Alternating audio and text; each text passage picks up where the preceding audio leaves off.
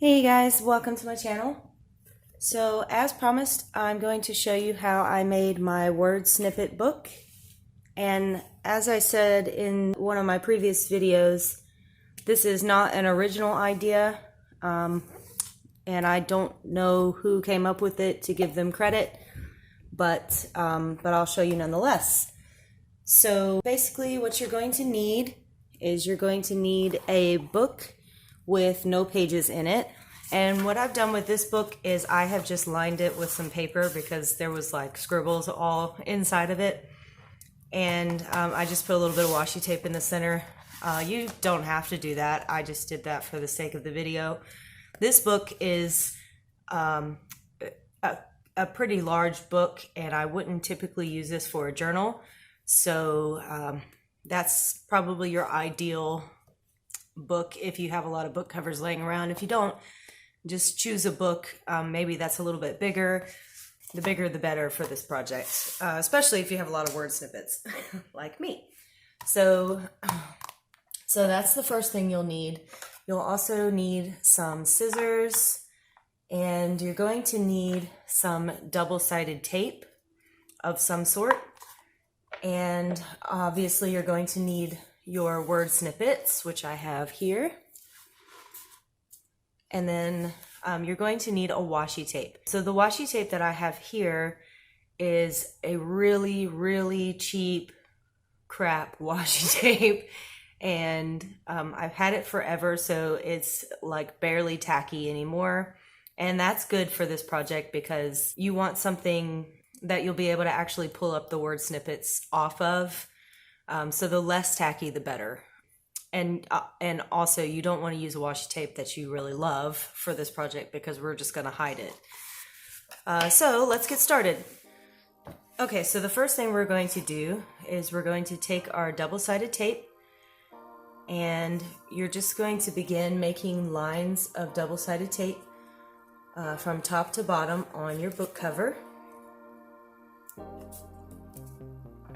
So there's one. I'm just going to do a couple just for the sake of demonstration, and I'll finish all this up off camera, but just to show you guys. I'm putting my second column of double-sided tape about an inch and a half away from the first. You can make this gap as wide as you want. It really just depends on what kind of word snippets you have. So if you have a bunch of just little words, you may want to put them closer together. If you have some longer phrases, then you may want to separate these a bit more. But this width seems to work best for me. So like I said, it's about an inch and a half or so. So I'm going to finish this off camera, but basically you just continue on through your entire book cover. And then obviously we're going to go ahead and pull up the top layer of our double-sided tape. Ooh, I didn't get that stuck down very well. And then I will show you the next step.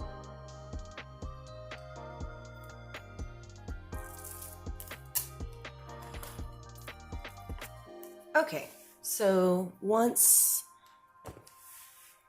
you have the top layer of your double-sided tape off and your double-sided tape is exposed, this one doesn't want to stick down for me, then the next thing you're going to do is layer your washi tape over your double-sided tape.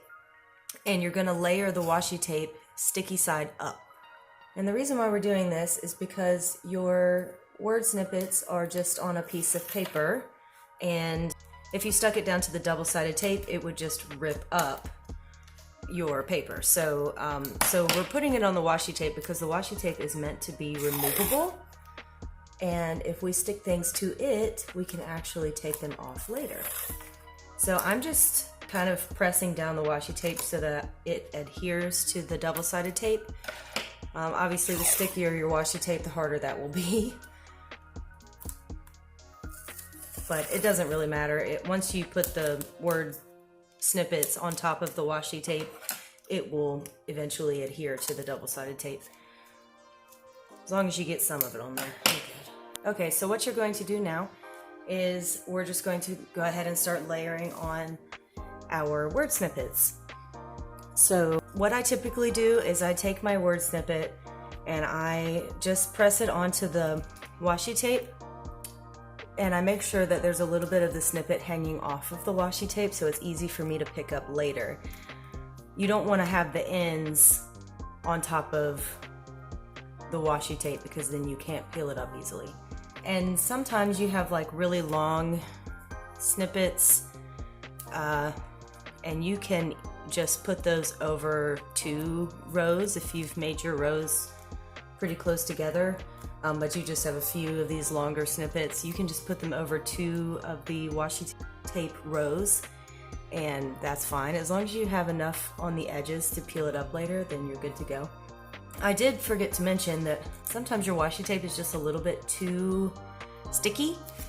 You may want to just pat this with like a paper towel or something like that, just to make sure that when you put your word snippets down, if you have like a more vintage book that you got a word snippet out of, that it doesn't rip up like this one did.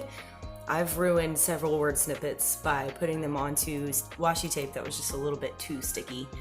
So just something to keep in mind. So if you have like a really small word, like say this word here, and it's just one word, what I typically do is I stick it on just at one end.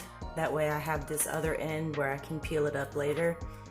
Like I said, you would want to go across your whole book cover and then, or you know, cover as many word snippets as you can in one book. What I did with this one is I ended up, this is a huge book, might I add. This is like one of those National Geographic encyclopedias or something. It was huge. And what I did was I did this same concept on the front and back book boards, but then I also added in a page, and it looks really sloppy right now because I pulled out the smaller page to do this video.